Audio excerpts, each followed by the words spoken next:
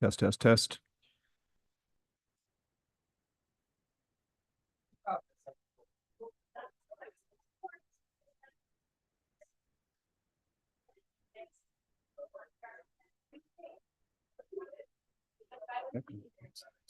Test, test, test.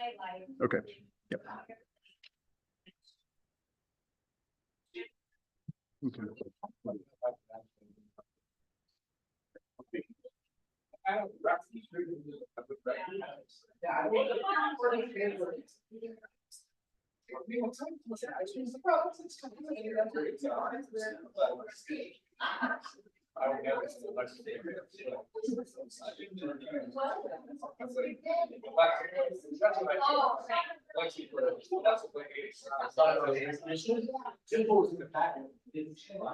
Yeah. It's like one of the last.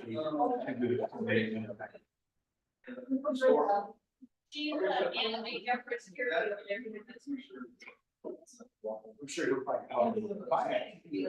I'll show you the classes.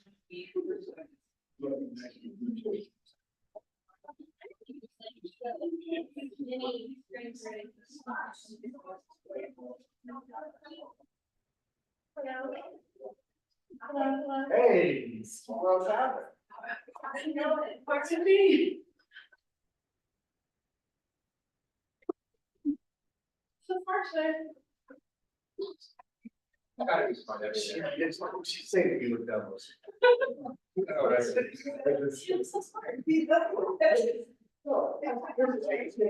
Change your face all that.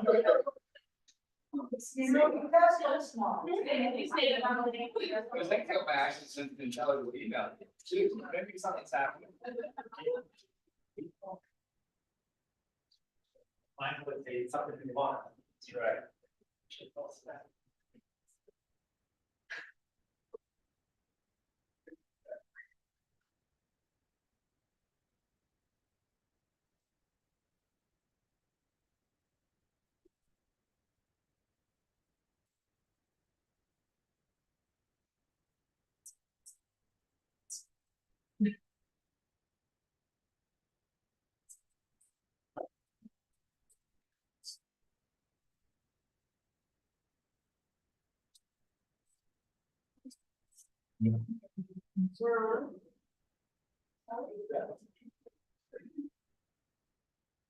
All right, we will go ahead and call the meeting to order. Thank you all for joining us. It's 2:15. It is Tuesday, February 6th, and we are here for our City Council study session. May we start with a roll call, please? Counselor Woodruff, Here. Mayor Pro Tem Buell. Here. Counselor Yazzie, Here. Mayor Youssef, Here. Counselor Bosman. Present. All right. Thank you. We're all here. Moving on to our presentations. Jose, I'll pass it to you. Yes, absolutely. Thank you, Mayor and Council. As we looked at this study session, trying a different format for us to go moving forward, just kind of having the departments have an opportunity to do presentations on some of their monthly reports, so the council has an opportunity to ask questions and just kind of get a little bit more, I guess what I would call involved in some of the operations, just that you can see what is the hard work that our departments are doing, and then also looking for it to be an ability for you all to have communication pieces when in the community of things that might be happening within the organization that you'd be able to have some talking points with. So looking forward to see how this goes, and feel free to ask questions at the end of each presentation. And our first one should be Scott Shine with Community Development.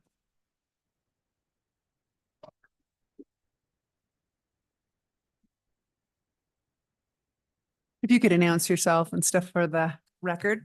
Good afternoon, Mayor, Council, Scott Shine, Community Development Director, City of Durango.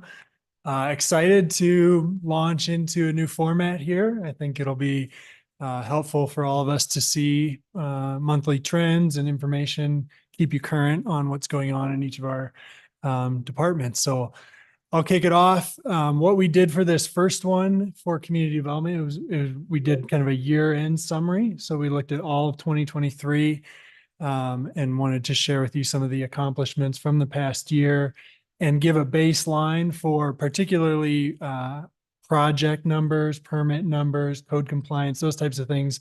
Some really sort of quantitative figures that we can track and watch for trends or patterns over the years. So I'll jump into this. To start, I just wanted to share a bit of, Tom, do you want us to click through? Okay. Thank you. Wanted to share a bit of just organizational info. You'll remember that community development is made up of 3 different divisions: development services, housing innovation, and economic opportunity. I won't spend a lot of time on this, but just a little bit of a refresher on sort of core functions and competencies in each of those divisions where we focus our time and energy. Development services being really the core processing of any sort of land use application, building permit, inspections, those types of things. Housing, as you know, leading the charge with partnerships and other program administration related to diversifying our housing options in the community. And then economic opportunity, tie in with the creative economy and the Creative Economy Commission, arts and culture efforts, along with the URA, and then a number of different grant programs that we've started over the past years. So I want to begin by just thanking the division managers too for all the work that they've put in. Daniel Murray with Development Services, Eva Henson with Housing Innovation, and Tommy Crosby with Economic Opportunity. So a lot of this data is what they've been managing over the past year, and we're excited to share it with you. So this is a snapshot of 3 different aspects of development services: building, as far as permitting and inspections. Planning, we refer to those as projects. That's your subdivisions, site plan reviews, other types of larger development cases. And then code compliance, all of the fun phone calls and emails that Chris Simpson gets about junk in people's yards and weeds and lighting and neighbors not getting along. That's all of our code compliance work. One thing that I think we'll want to track going forward, which is interesting, you can see project applications, cases opened, and then projects approved, cases closed. I think we want to track the percent there of how quickly we're moving from and how effectively we're moving from applications or case opened into closure or resolving that case. So that'll be a trend that we watch over time. And then you can see the totals across all of the development services division. I termed those as customer requests. So any sort of permit, project application, case. You can see over 1,500 of those last year. I did some quick math, and that's 6 per working day. So some sort of engagement, code compliance issue, application for a building permit, something, 6 of those per day, just to give you a sense of how that's distributed throughout the year. A couple notable projects that we were able to accomplish last year are listed there. I won't get into the specifics of those, but happy to circle back to that if there's questions. For housing, obviously some great leadership from council and support and financial resources put into housing efforts over the past year and a half or so. Excited to show on really a key indicator there that we created 49 units of below market housing last year, and that got our total number up to 622. I'll show how that relates to an overall goal on the next slide. We're also tracking the number of residential units currently in the pipeline through our development review processes or some type of initial conversations about a partnership or opportunities. So we track that quarterly, and right now have 1,458 units in the pipeline. Of those 1,458, we've either contributed to a project or through our fair share program or other negotiations, we've secured 204 below market units. So the rest of those, being market rate units, but out of that development activity, we're able to leverage that and create below market units. And then again, just in relationship to goals that we've identified, the housing plan that was adopted in 2018 identified the goal of 1,000 units by 2040. As you saw, we have 622 of those, so we're 62% of the way there with still 16 years to go. So hopefully we can get closer and closer to that goal and then maybe reassess as we get closer to that goal. Proposition 123 was a statewide initiative that we were one of the first communities to commit to, and we committed to creating 184 qualified units over the next 3 years. And primarily due to residences at Durango, the Best Western conversion, we're already 65% of the way there and feel pretty confident we'll be able to get that across the goal line by 2026. So there's some relationship to activity to the goals we've identified. And then lastly, with economic opportunity, there's been a lot of movement in supporting new investment by matching funds or small sort of micro grants. That all adds up over time. And so we're very pleased to share that almost $750,000 was invested in arts project, property upgrades, and infrastructure enhancements through those grant programs. That includes lodgers tax, arts and culture dollars. Through the Urban Renewal Authority, we invested $550,000 towards 5 key community revitalization and housing projects. And then with the work that Tommy has led through the City Inclusive Entrepreneurship Program, we received some national recognition for the food business ecosystem work that he's doing. That is continuing into this year, which is very exciting. And to see that the National League of Cities, a really reputable nationwide organization, feels confident supporting us again for another year in that program. So we'll get you some more detailed updates on that when the time is right. So just to close out, in your packet, this should be a little bit cleaner. This just shares a few for each division, 3 or 4 goals that we're focused on for 2024. Wanted to make sure you're aware of where we're headed, what our priorities are, and I think that lines up very well with City Council's goals and the direction we've been given. So thank you for your time and happy to answer any questions. Thank you. We do have questions. I have a question. I was wondering on the housing part, the below market units in pipeline. And I'm wondering, of the 204 units, is there any breakdown to which are rentals and which are going to be owner bought? That is a good question. Let's see. Of the 204, Eva, thank you for these numbers. 120 are for the residences at Durango. So that's under 60% AMI rental unit development. Gage Apartments, those are rental. Twin Buttes, the former Animas High School site, is 30 units that will be ownership. A unique model using a land trust, but it is ownership that those residents will build equity in those units. And then, let's see, BLD was a rental project as well. So. Okay. On that note, just similar, you mentioned 1,000, in 2018, we set a goal for 1,000 affordable housing units by 2040. Obviously, 2018 was very different than the housing crisis and what we're facing now with the cost of housing in Durango. When do you think would be a good time to reevaluate that number? And is that even the number that we should be attempting to get to? Is it way more, but just curious. I think it's a good number to have out there, and you can see kind of where we're at from 2018 till now. It's been 6 years. We made some significant progress on that. I think it's good to keep shooting for that. Probably as we get closer, we'll want to reevaluate it. We would like to reopen the housing plan and kind of rewrite or revise sections of that. So that might be a good time to see if that's the correct goal. Yeah, I would challenge that it's probably not. And we probably should adjust it to meet maybe some council and community goals. Just throwing it out there. Yeah.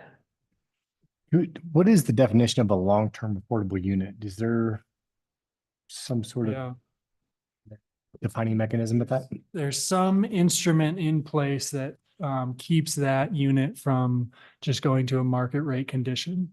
So even deed restricted units allow some level of appreciation. So it doesn't mean it's capped or it's losing value, but it's some long-term covenant or restriction that prevents that from just escalating without any controls. Thank you, Scott. I had a small question here on the Urban Renewal Authority. It says you have invested 550,000 towards 5 community revitalization and housing projects. Can you tell me which housing projects and what dollar amount was associated with that? The primary housing project was Animas City Park Overlook. The overall commitment to that project was $600,000. The URA commitment, I don't want to misstate, but I think it was 250K. And then 350,000 was from the housing fund. That's the total contribution. Yeah. Thank you, Scott. Yep.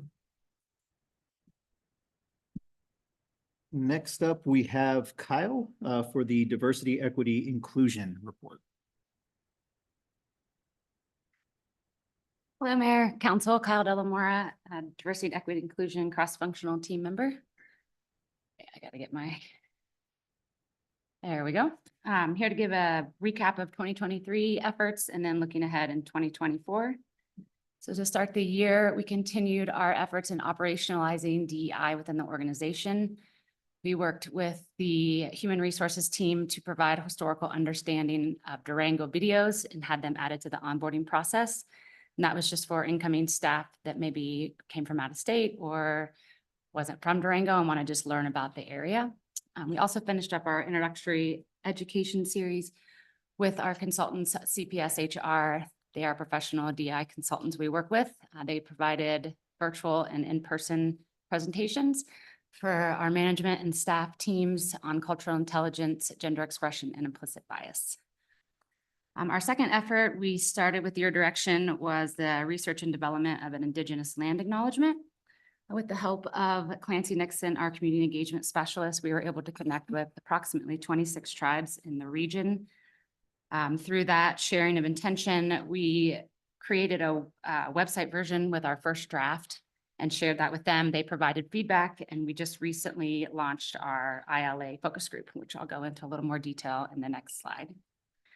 Lastly, we wanted to capitalize on the education series we provided with CPS-HR and provide more engagement for staff.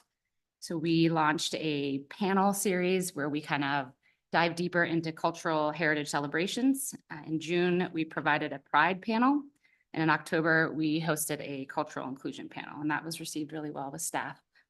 We sent out a survey to staff trying to get feedback on those education series. And we are looking forward to implementing that feedback this year. So to go in a little bit deeper on the focus group for the Indigenous land acknowledgement, again, as I mentioned, we drafted that website draft and engagement resources and then shared that with our consulting tribes for feedback. We then were able to launch the focus group over December and January. We had 22 applicants for 7 different spots. As a team, we got together and chose the 7 team members, and they all bring a diverse background and professional experience in DEI work. We're going to have 2 to 3 meetings at the end of February, potentially in March. And as far as the scope of that group, what we're asking them to do is provide feedback on the language we want to use for the city and that can best service the community. And additionally, we will be identifying meaningful ways it can be used across all the city departments, such as parks, open space, and trails. Then to look ahead in 2024, again, we hope to bring this presentation to you in the spring. Then we'll be ready to implement those identified ways to bring action to the plan. After that, we're going to continue on the employee education series. Some of those identified interests from the staff was generational diversity, mental illness, and neurodiversity. And I just wanted to remind you guys, if you ever want to join those, we can make sure they get on your calendar and you can join from home or in person. And then finally, the last goal we have for the year was actually a goal from last year. It was a more of an internal process review. We just want to make sure that there aren't any barriers for our purchasing contracts, lodger's tax applications. We also want to take a different look into potentially offering a floating holiday and then more intentional recruitment opportunities. Any questions? Thanks so much. Appreciate it. Effective infrastructure network. Transportation. Yes, ma'am. Next up, we do have our Transportation Department monthly report with Devin King subbing in for Sarah. Good afternoon, Madam Mayor, City Council, Devin King, Multimodal Manager. As Jose said, stepping in for Sarah while she's out. So I will start off with transit. In 2023, we had a ridership increase of 23% over 2022. The goal was 5%, so we exceeded that by quite a bit. We gave a total of 425,244 rides in 2023. Additionally, we launched Durango in October. So for those of you that haven't used that yet, it's an awesome service. It's filling a huge gap for us. It operates 8 p.m. to midnight daily. And what it's intended to do is fill in that gap when our transit is not currently operating. So if, let's say, somebody needed to go to work at noon, they could take the transit. And however, currently our transit service stops at 8:30, so they would be stuck downtown if they got off at 9. But now with Durango, they're able to rely on that more heavily and take that home. So we've been seeing a lot of rides through that. That is funded through an FTA 5311 grant, and the ridership has been increasing. We gave 900 rides in January, so it's increasing, continually increasing, and most of those users in January were return users. So it's really fitting a need that is in the community. We also had fare free for 3 months this summer, June, July, and August, and that was through the discretionary portion of the lodger's tax. And we heard a lot of good feedback from that program. It also had a 20% increase in ridership over the summer from previous 2022 numbers. We also had some efficiencies and service expansion to Crestview. So, going up towards Arroyo and then coming down that way, which has been great. And we also added stops for the Escalante neighborhood for some of that new housing that went in there at the Gage Apartments. So that's also been useful. We had an increase in user satisfaction in this year's survey of 8.3 out of 10, which went up from 7.89 in 2022. So we've been hearing lots of good things for our transit service lately. So on the multimodal side of things, City Council adopted the update to the multimodal transportation plan. So that, again, that helps sets us up for further grant opportunities, but also provides us plenty of new data to use as we move forward. We completed the design phase of the 32nd Street traffic calming project. So for those of you that may not remember that one, is installing some medians along 32nd Street, buffered bicycle lanes, and a mini roundabout at 3rd and 32nd. We hosted several public meetings for CIP projects and, just in general, did a lot of community engagement.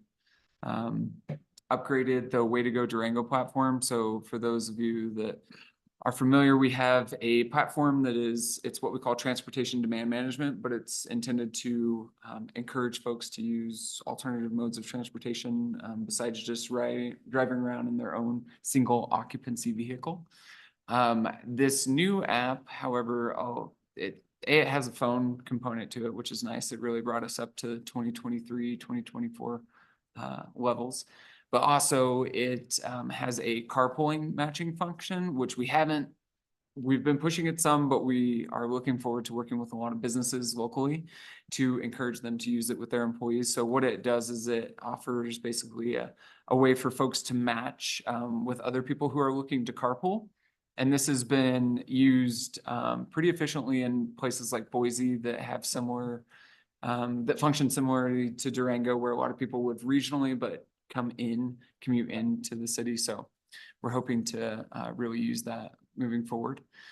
We hosted a lot of events, so Safe Routes to School events. We hosted a bike rodeo, so we kind of brought that back with PD and in partnership with them. We also did some Safe Routes, walk and roll to school days at Riverview and Park. And then we had a Clean Commute Week, Winter Bike to Work Day, and Float to Work Day events. And then we also had some other events. We partnered with Spoketober to do a bike and movie, and all that we kind of partner with some education and some other things. So from the parking standpoint, we adopted the parking management plan in January, and we basically just kind of jumped into implementing a lot of the recommendations that came out of that plan. One of the recommendations was for peak demand parking over the summer, which the purpose of that is to kind of help distribute the parking a little bit more. We found out through that comprehensive parking management plan that it wasn't necessarily a need for or a lack of inventory. It was more just a need to kind of shift that where folks were parking and shift the demand around a little bit. So that's what that program is intended to do by increasing the cost at high peak times in that, like core main area. We offered a free parking pilot program over on the west side of Narrow Gauge. So, on 8th and 9th Street, some of those meters were available to folks. And, I can say anecdotally that I can see outside my office window, a lot of the ones on 8th, and those were used by people all day. And then as soon as that program ended, they weren't used anymore. Wade would probably have a little bit more on the numbers for that.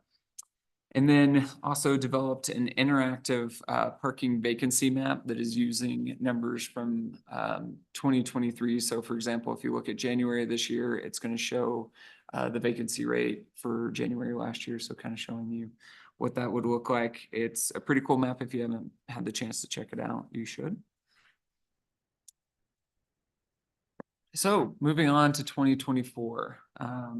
So goals to increase ridership by 6%. So that would get us to 450,000 rides in 2024. Also looking and hoping to expand transit service based on survey responses and needs that we've heard from the community. So one of those is expanding the FLC route to Riverview. So right now, it comes down Florida, but doesn't really go through the Riverview neighborhood. And then expanding that on-demand service that we're currently operating. You all did approve a request for discretionary lodgers tax income for another free fare summer of June, July, and August. So thank you. And we're very excited to implement that again. The zero emission vehicle transportation plan is currently underway. And so what that is looking at is basically how to change our transit fleet over to ZEV. And that is a requirement for a lot of FTA vehicle grant funding. And it also gives us a roadmap for electrifying our transit fleet, which is in support of a lot of local and federal goals. That is being funded by 2 grants. So fortunately, it's not really coming at a cost to the city. And then we are hoping that that will be before you later this summer, once we get that wrapped up. We also have ongoing implementation of the ADA transition plan for this year. So we did a transition plan in 2016 that, basically identified a lot of accessibility improvements to our transit stops and connecting sidewalks to those transit stops. So the North Main ADA improvement project is a big key piece of that, which we're currently working on. And that again is through grant funding, as well as we're looking at updating signage. That was something that also came out of the parking comprehensive management plan, but making signage more clear and universal so that anybody from anywhere can understand and be able to find their parking spots. We also are looking to continue to bring recommendations for long-term local funding for transit services as well. On the multimodal side, one of the key pieces of the multimodal transportation plan that was adopted this year is a Vision Zero goal. So if y'all haven't heard of that, that's basically, it's a goal to have 0 fatalities and in our community, which our community has been impacted by that. So we're not too small that it is an issue here. As well as develop a speed management plan. We were awarded a grant from the Federal Highway Administration to implement a speed management plan. And what that is intended to do is to create consistency across the city, but also to look at the city as a holistic view and involve fire protection district as well as PD and our streets crew, and just to look at what are the traffic calming features that we can implement, that we can maintain, and that will function well for our community. Our community is a little bit different than some other communities. So this will be a great opportunity for us to have a good plan moving forward and to also demonstrate some of that in the community. So we look forward to working through that plan this year. Another goal is to achieve gold designation for walk-friendly community. We received bronze a couple years ago. And when we did that, they gave us a lot of recommendations to improve and to get a better designation. So we've worked on that quite a bit in the last 2 years, and we think we're at a point where we can reapply for that and get a new designation, which then would also tell us where we still need to do more work. So it's beneficial in a lot of different ways. And we will continue to oversee CIP projects. You know, we have several on the docket: Downtown's Next Step, North Main ADA improvements, College and 8th Safety, which I'm happy to say that project is about to go back out for advertisement for bid to be constructed this summer. Very excited to get that one back out on Friday. The Rusa Connect project, finishing up design on that and getting that one also advertised for construction. Midtown Safety and Connectivity Project, the Camino Crossing, which is the underpass, Junction Street Traffic Calming Project, and the West Park Avenue Traffic Calming, which the West Park Avenue one hasn't started yet, but we're hoping to get that RFP out pretty soon. And then on the parking side of things, one of the recommendations from the parking management plan was to consider the feasibility of a neighborhood parking permit program in the neighborhoods east of downtown, which we've heard a lot of feedback from, especially like East 3rd Avenue residents of wanting to take a look at that. So we are looking at facilitating community engagement this year and potentially bringing recommendations to council later on, pending those conversations. Other recommendations include pay by cell parking and updating wayfinding signage as well. So pay by cell, you know, kiosks, and being able to pay by your phone is kind of what that's indicating. And then we're also looking to refine the peak demand parking management program. So I guess just kind of continually observing that and seeing what's working, what's not, what's helping distribute parking, where we're looking at doing that. So just kind of continually evaluating and improving that program. And then last but not least, council did approve funding requests to return the free parking program for downtown employees this summer. So we'll be implementing that program again. Any questions? Thank you, Devin. I was curious on the Camino underpass crossing. Where are we at right now on that? Yeah, great question. So now that the everything is kind of been done as far as the land swap and all that. And so now the fire protection district is pretty far along with their site plan. So we've started having conversations with SEH, who is the contractor on that project. And we're hoping to get back out in front of the public in the next month or two and have a public meeting for that. And we're also applying for a RAISE grant, which is a big Federal Highway Administration grant. That grant is due in February 28th. But we are currently working on that, hoping to get that submitted. And that's a huge opportunity. It's a it's a fantastic grant. So we're hoping for that. And even if we don't get that, that process will help us apply for some other grants and set us up well for that. So that's where we're at now.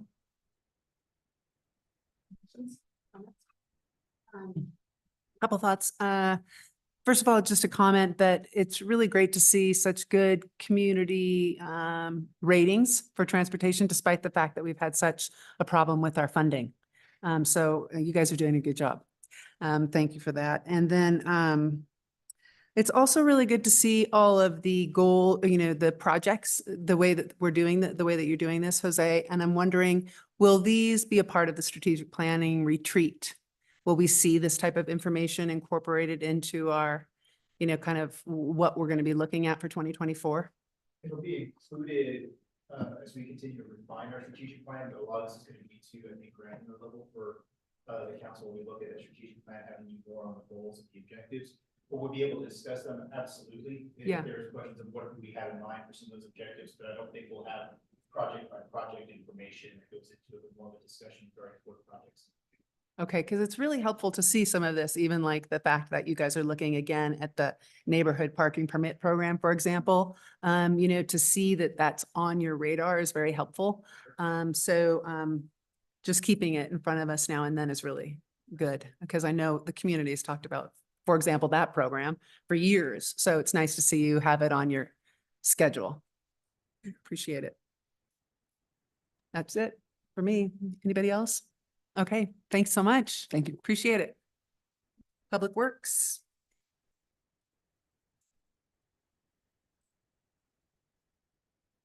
Afternoon, Mayor. Councilors.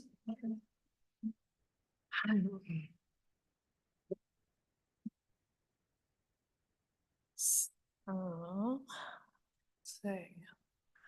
I wanted to give you a brief update today on what Public Works has been doing. I think everybody knows most of what we do in January, but a brief overview of what we're setting up for the rest of the year. Obviously, we cover utilities, streets, trash, recycle, engineering, and construction management. Streets maintenance, snow and ice, and street sweeping are what we're doing with our streets group right now.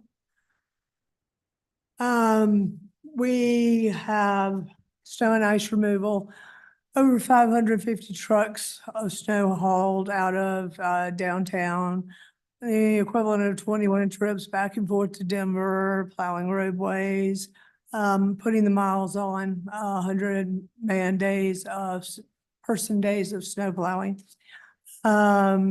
The potholes are starting to show up, but we've had so far a surprisingly easy, famous last words, year, and the potholes have only been minimal to date. So we'll keep an eye on that, keep you posted. We have done some street sign repairs, primarily because we were updating and improving some of the parking processes, the alternate street side. Trash and recycle, there is a more detailed update for later today. In general, we did a lot of work orders, which basically means fixing trash cans that are damaged. We're picking up extra dumps. Joey is always accumulating new accounts. He's quite a salesman. And one new recycle account. Currently, for February, we have the baler shut down so that it can be relined, and we'll have another 5 years of use. Recycle Center, over the past month, we baled 250 bales of single stream material, which is the mix that we put in the recycle. 100 cardboard bales, which is what we actually make money off of in recycle. We have 700 household customers in single stream, 246 in recycle of electronics, and roughly a 3-week shutdown to rebuild the baler.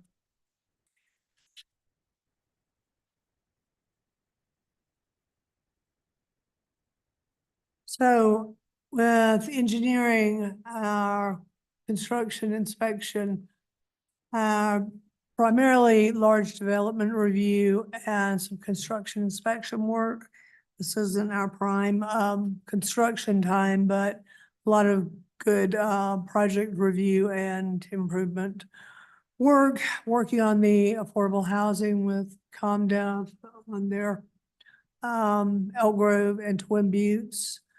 Mercy Medical Office Building is nearing permit. That's the one out near the hospital. Crater Development is in the installation of utilities, so we'll be ready to go into construction this spring.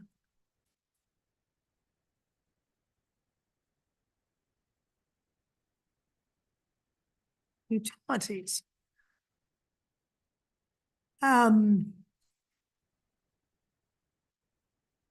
So I apologize, a little smaller. Water treatment, operations and maintenance side of things. We're doing screen replacement, a lot of warranty work from a plant that's about 5 years old, and making sure that we catch any warranty work now rather than pay for it as maintenance later. You see the crews doing some hydrovac work. The pipes do continue to break now that we've settled down into a consistent weather pattern. We're out of the weekly water line breaks that we were going through for a while there. On capital improvements, the large item being lifted by crane is a dredge that's part of the reclaim system that helps dewater the plant. And mapping is a GIS system that's been updated with information that provides assessment data that allows us to determine what our highest priorities for replacement of sewer pipes are and what order we should be approaching that in. And the amazingly pink concrete is the primary liner of the sewer treatment plant.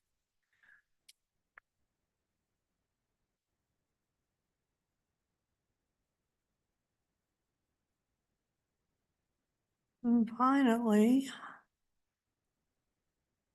construction management, the project updates, we're rolling into construction. It's time where everything's going out to bid, putting together packages, getting together with procurement and finance to organize those pre-construction, pre-bid meetings. What was completed this past month was big picture temporary remodel. Storage tank control panel systems at Rock Ridge and Timberline tanks. Those are just water system tanks.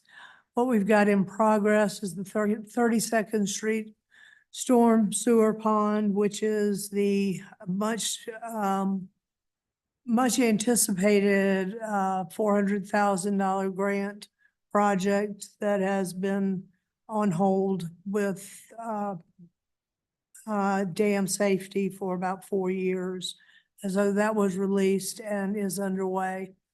The outdoor pickleball courts are still in construction. At the water treatment plant, the filter effluent to waste system is being installed and almost complete.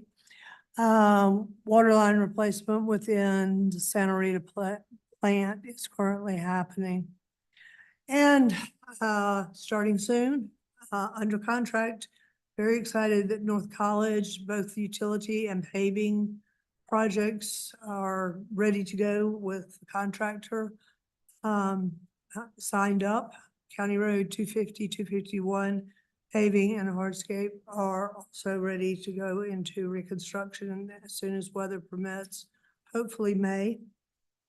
Awarding or bidding soon. Common Threads is making an effort to work with CDOT out in the right of way of 550, 160. There are challenges that they're working toward resolving. And the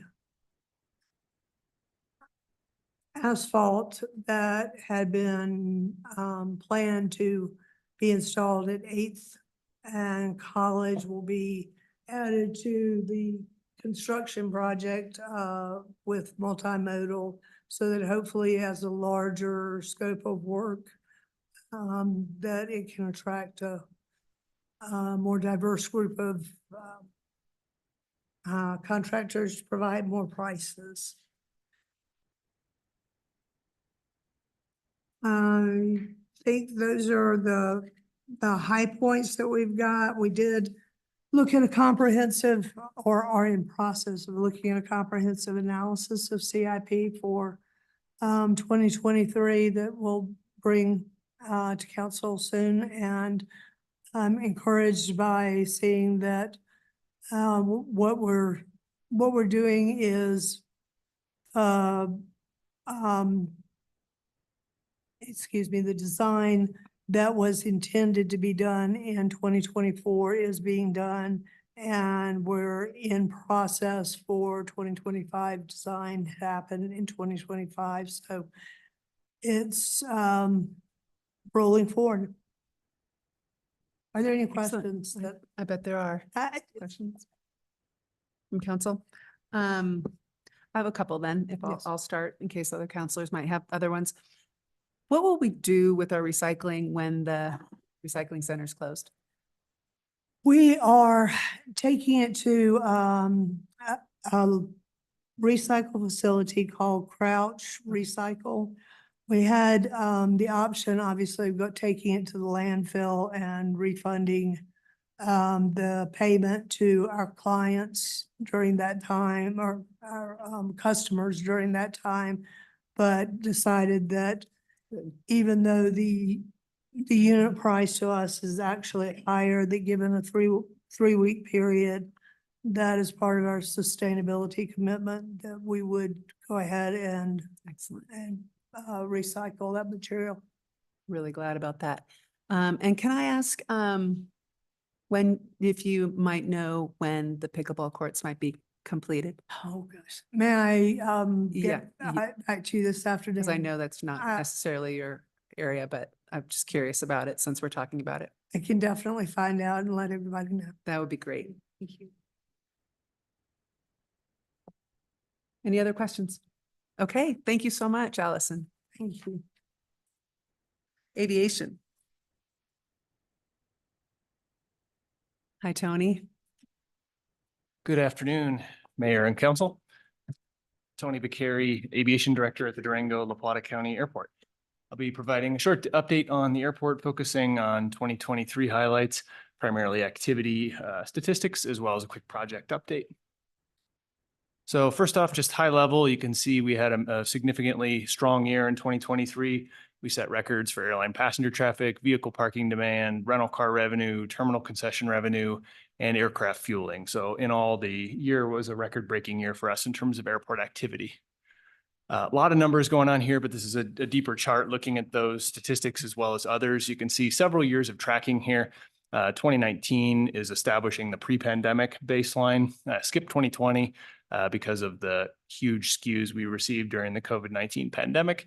And then you can see picking up in 21 through current. So the three blue columns there on the right are looking at year over year against those comparison notes there. So as I mentioned, you can see that we had record airline passenger traffic, about 217,000 overall passengers. That was up 9% over our prior record from 2021. And that was actually done on less seat capacity, down 1% from 2021. So overall load factors, or the percent of seats filled, were at record highs, pushing close to 80%. So a very healthy market from an airline perspective. In addition to that, we continue to see major movements in the positive revenue generators for the airport, like parking and rental car revenue, establishing all-time highs in each of those areas, as well as terminal concession revenue. One note I would make on the terminal concession revenue, in particular, we saw a strong uptick in the fourth quarter. This was after we switched concessionaires for the terminal food and beverage concessions at the airport. That is routinely bid on 5-year increments, and a new entrant firm came into the market in mid-September. And in the fourth quarter, when they were fully operating, we saw almost a 30% year over year increase in overall revenue as they introduced new menu options and other things in the airport. So big change there. Otherwise, the only area you can see that has any notable decreases is air freight volume. That's consistent with trends we've seen on the national and worldwide level, with air freight volumes declining pretty precipitously over the last several quarters. If you track what UPS and FedEx are doing, they're both seeing significant downturns and really looking to reduce their overall flight capacity across the world as air freight volumes have declined over the last year. Here you can just see an overall 20+ year trend in overall passenger traffic.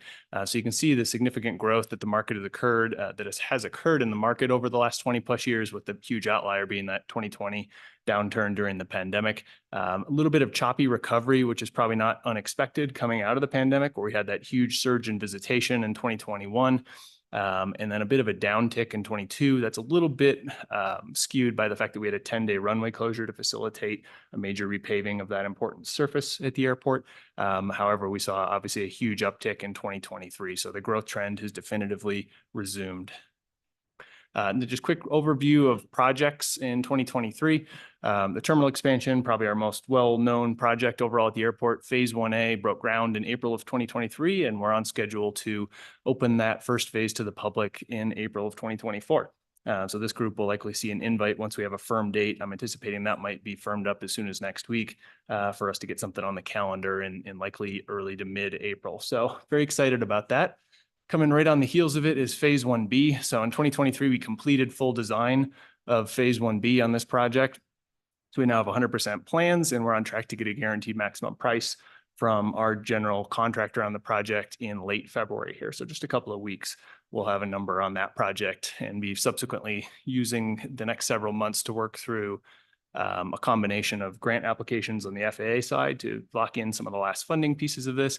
And we'll certainly be in touch with council regarding any potential adjustments to the overall project budget that might be derived by that GMP that we get from our contractor, and to lock in the final financing mechanism for this.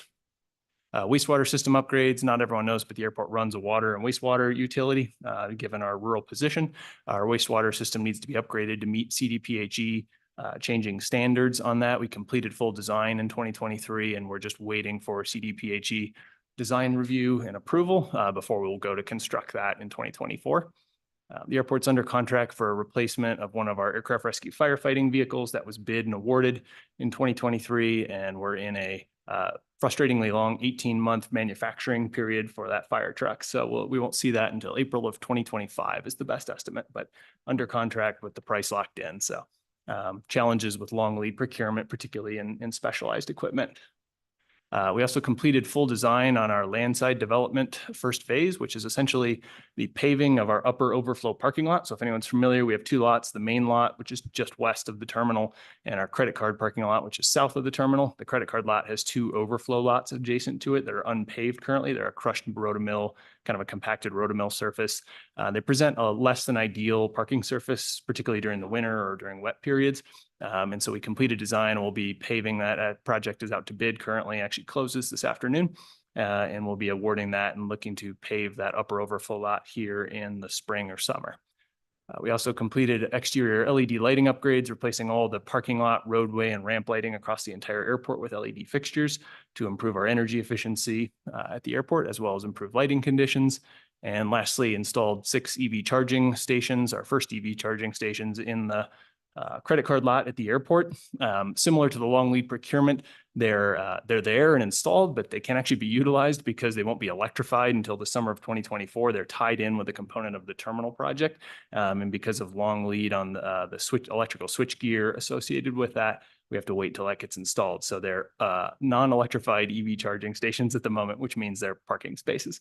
But they will be EV here and later in the year. And then just wrapping up, a couple of photos, kind of a little bit of a teaser. Phase 1A of our project, you can see, is coming along quite nicely. The exterior is almost fully built out with full finishes, and interior is coming along very rapidly. Mechanical, electrical, plumbing is all complete. We're working on tiling and wall finishes on the interior. The wood ceiling will be in hopefully in the next 2 to 3 weeks, and we'll be just working on final interior finishes to wrap that up. So excited to get that open. This just as a reminder, that'll add one airline boarding gate, which United will be occupying immediately after the opening of this phase, as well as a new food and beverage concession space that will offer full kind of coffee shop type amenities to our United Airline customers who are currently a little bit isolated from food and beverage options after the screening checkpoint at the airport. brand new men's and women's restrooms. And then what won't be done in April is will come beyond this is we'll close the existing restrooms in the United Gate area after these new ones are opened, demo those and replace those with 2 family restrooms and a mother's nursing room that'll be a couple of months behind. That'll be the kind of final component of phase 1A. And lastly, just a quick overview of airline route network and a few minor updates. You can see the current flight schedule at the airport. We have 5 daily departures to Denver on United Airlines, 2 to Dallas, and 2 to 3 daily to Phoenix, both on American for those latter 2. Most recent changes for us are that United Airlines in early January started operating a second daily Durango Denver frequency on their mainline A319 equipment. So the United first introduced the A319 to Durango in March of 2023, and it's been very successful so far. So they've replaced a second one of their 5 daily frequencies with that mainline equipment, which is a 126-seat aircraft. So that adds additional seats and options into the market, which is excellent for us. And then we also recently announced that United will be resuming their seasonal summer Durango-Houston service on Saturdays and Sundays, starting Memorial Day weekend through the summer. So happy to see that come back and continue to push for expanded route development on the Houston route, which is a much demanded route. It's our 4th highest origin and destination market behind Denver, Dallas, and Phoenix. So one we've long pushed hard with United to try to develop into a wider seasonal and or year-round route. And that's my updates. Questions from council? I think I had one. Yeah, the airport has been packed. It's been really, really crowded. I was wondering, is there still room? Do we still have room for yet another airline if we were able to attract them? Yes. So if an airline came to us today, it would be a squeeze. We'd have to do what we did with Frontier when they entered in the market and kind of sort of share gates almost with what United was doing. But however, given the fact that an entrant would be several months out at best, we're now well positioned to be able to accommodate a new entrant airline. As soon as United moves to our new gate 1 in the new build, the gate that they are leaving will be fully open for a new airline to come in and make entrant on. Once we're complete with phase 1B on the project, we'll have 2 full mainline sized aircraft gates to be able to offer to new entrant airlines. So that's a key piece of both phase 1A and 1B is opening up additional capacity to better accommodate new entrant airlines. Okay, and what are we doing what are you doing to make that Yeah, so people aware of that? What companies aware of that? sure, absolutely. So, important part of my job is we call air service development, which is Yeah. continuing to engage with both our incumbent air carriers about route development, such as what we see with, Houston seasonal service and upgauging of equipment, but also to engage with potential new entrant airlines. So I maintain ongoing communications with essentially all the major airlines in the United States on an ongoing basis, providing them with frequent market updates, and then typically attend 1 to 2 annual conferences that are specifically catered around airport and airline meetings to be able to discuss route development. I've actually got one coming up in a few weeks here. We'll be back out in front of those groups. So talking about our facilities and how they can accommodate a potential new entrant is an important part of that discussion. And this project will give us a good new leverage point to be able to really talk about how the operational aspects of that could work. Most of air service development is driven by the market demand. Essentially, it's an economic type decision, but the facilities are an important backbone piece to that. Excellent. Thank you so much. Any other questions from council? Great. Thank you, Tony. Appreciate the presentation. All right, moving on to enhanced livability and sense of place, parks and recreation. Good afternoon, Mayor and Council. Sarah Humphrey, Parks and Recreation. So again, following the same format, a quick update on kind of highlights for 2023. So in parks, we had an addition of 7 miles of the demonstration trails to the city trail system in partnership with Durango Mesa Park Foundation. We had the completion of our parks and facilities inventory and future needs assessments, which helped to define our workflow moving into the future. We had the donation of the 49.42 acres of open space at the Waters Family Sacred Heart of Jesus, that's north of Oxbow, and improved safety and visitor experience through operational changes to the inflatable obstacle course at Lake Nighthorse, which limits 60 people to the Woodbit. It's a $5 cost for an hour and 45 minutes. And recreation, we had a flooring replacement project at Chapman Hill that was completed. Our overall recreation programs and participation increased 52% from 2022, which is huge. Our overall facility use increase is 10% from 2022. Game Time was allocated a $50,000 grant. It assisted 47 children with childcare, free childcare. We completed the solar project at Chapman Hill and Rink, and the recreation center roof and solar project is estimated to be completed once the weather allows. For capital improvement projects, completion of the median planting project on Camino del Rio across from the former River City Hall site, completion of park improvements at Hillcrest View and Pioneer Parks, significant construction progress made on Schneider Park improvements, including the outdoor pickleball courts, which the target completion is based on some weather dependent items. One of the things that I think is important for the group to know, the surface coating has to be at a 50-degree median overnight temperature. Oh, So that could be, it's weather dependent truly, but that's, but we're we don't gonna want hear to, about it. we don't want to get that wrong. Well, no, we don't want to get it wrong, Yeah. and it's just the product. It's what the requirement is, so. We have design in progress for 3 sections of Animas River Trail, Demon Bridge to 29th, Santa Rita South to Albertsons, and Santa Rita North to Albertsons. Santa Rita North to Albertson is at 90% design completion and slated for 2024 construction. Santa Rita South Nature's O is at 60% design completion, and Demon Bridge North to 29th is at 30% completion. We've initiated the community forest plan and tree inventory update. That's also, obviously, it's hard to identify trees when leaves are dropped. So kind of at a stopping point right now for the tree inventory. We've had a successful partnership with Soil Learning Lab to provide community garden beds. And the preliminary master plan for the replacement of the Greenmount Cemetery irrigation has been completed, and we're initiating design work for the raw water line. That was quick. That was fast. Questions from council? Anything? I was curious how you are tracking the 52% increase. That is done through our what's called Rec Track, actually. And so Kelly Jaycox provided me that number. I could get you a little bit more specifics. Is it like at the rec center or just So it would be our programs? point of sale systems throughout every recreational program uses Rec Track. So Lake Night Horse uses Rec Track, Recreation Chapman Hill. Center, Chapman Hill. So those are going to be our point of sale contact points. Is how we get that data. Wow.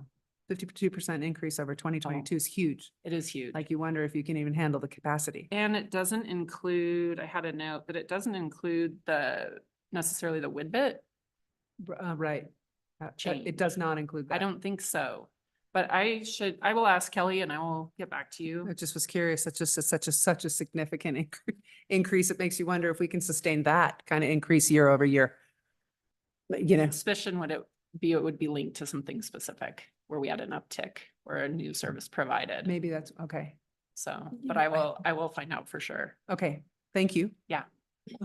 Thank you for that presentation. Hey, I was curious, could you explain to me this Game Time grant money of $50,000? That's the first I heard of it. So just briefly, what is that?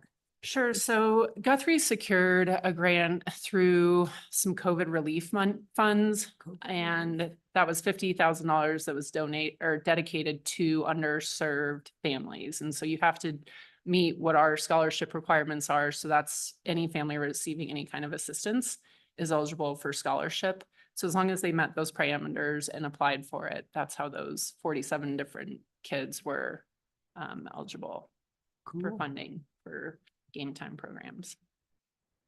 What about an update on the connector to Three Springs, Animas River Trail connector to Three Springs?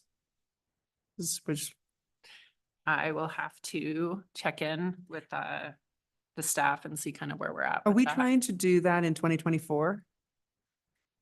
I honestly couldn't answer that one. I'm sorry. I know that we're negotiating with a property owner, but I know that we've been focusing on that pretty hard as Right. well. And so I was curious, And I know we took money out of the budget for 2023 and we, I think, put it back in for 2024 from my recollections. And so I wanted to, yeah, if we can get an update on that, just because we have quite a few community members who are very interested in that progress. And it'd be nice to be able to say This is- exactly what we're doing in that area. Sure. Yes, I can get that information back to you all. Great. Thank you so much. Thank you. Public Safety Monthly Report. Hi, Chief. Good afternoon, Madam Mayor, members of council. Radio's popping off, chairs are set. Oh. The hazards of the job. Absolutely. Thank you for having me this afternoon. Today, much like some of the other directors, I'm going to be presenting our annual report for 2023. We completed this last week. I provided it to the council for a pre-review. And today I'm just going to cover some of the highlighted aspects of that. And I'm also going to just announce that we release this on our forward-facing sites today to the public as well, just in anticipation so they can have that information. But as we move forward with today, and then in future meetings, I'll be providing monthly updates versus the annual, but this is just kind of a catch up to get the council up to speed on where we're at. This is a lot of work that our staff, our officers and our support staff have put together over this last year. I'm excited to present it. I think we've done a really good job of essentially stabilizing crime within our community. And that'll be reflected today as we go through our statistics. The first slide that I'm presenting today is going to be our call volume. Just like last year for 2022, we were up 12% in our dispatch calls. Dispatch calls are the ones we cannot influence. These are the ones that are coming in that people are calling us and they're asking us to be reactive to. Again, this year we were 12% up. So it's 2 years in a row that we're 12% up year over year. And on a 4-year average, that's 21% increase. Our officer initiated calls were down slightly this year by about 7%. I think probably because we didn't have major staffing increases this year as we have in the past. So I believe that with the dispatch calls going up, our proactive abilities have gone down just a little bit. And over a 4-year period, that has increased 33%. So overall, we've had a 29% increase in our service demands over the last 4 years. And that's pretty reflective just on the growth and the amount of people that continue to visit our community and live here and move here. Part 1 crimes. These are the crimes that are measured by the Federal Bureau of Investigation and the ones that they do their measurements and their nationwide statistics and reports off of. These were kind of a mixed bag of what was up and what was down this year. Last year we had 2 homicides, both of them related to vehicles. This year we had the unfortunate event at Santa Rita Park that involved weapons. There's been a 100% clearance rate on each one of those investigations. And really, I'm going to go into a lot more detail on these as I separate them out to what violent crime categories we have, as well as property crime. But a couple things to note is robbery was down, theft was down, and vehicle theft continues to be down. And Colorado continues to experience one of the highest rates of motor vehicle theft within the United States. And out of the 28 motor vehicles that we had reported stolen this year, 10 of them were either mopeds, UTVs, or dirt bikes. So not technically roadworthy like cars, trucks, or anything like that that are out there. So, which is a pretty good statistic to note. And again, I'm going to go into a little bit more detail on what these look like.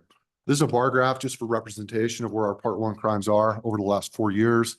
We are basically at a 4-year average going back to 2017, 18, and 19. So pre-pandemic numbers, we've been able to continue to drop that and stabilize it based off of last year, which is an increase of 8 Part 1 crimes for this year as compared to last year. And also to note, our clearance rates, which are how many cases we're able to make arrests on or prosecute, are continue to exceed the Colorado state averages as well.